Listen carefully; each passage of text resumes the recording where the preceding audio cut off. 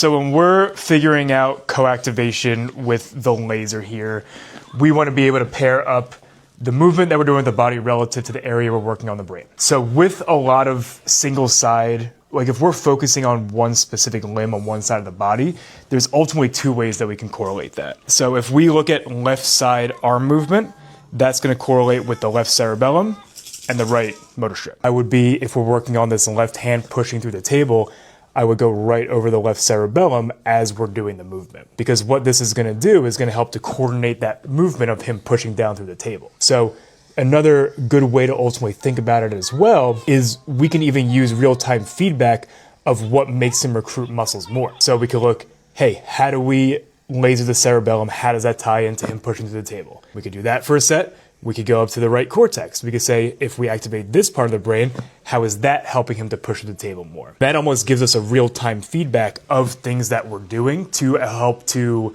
assess how the laser is ultimately tying into the movements that we're doing. Even taking it one step further, just from a trial standpoint, we could even try to laser the arm prior to doing it as well. So we could go through here, we could go through the cerebellum, we could go up through the cortex, and then the fourth thing that we can do, especially if we're focusing more from a internal central tone standpoint, we could focus more midline cerebellum because that's going to activate all your midline muscles.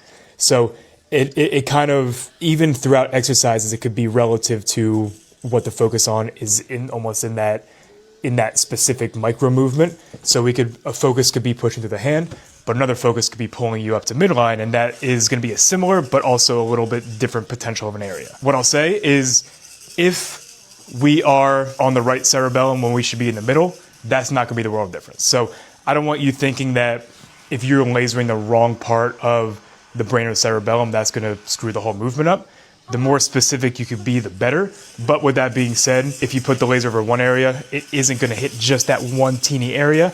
It's going to have more of an effect on other similar structures as well. So yes, specificity is good, but don't get too caught up with specificity because there is going to be tie over to other areas as well.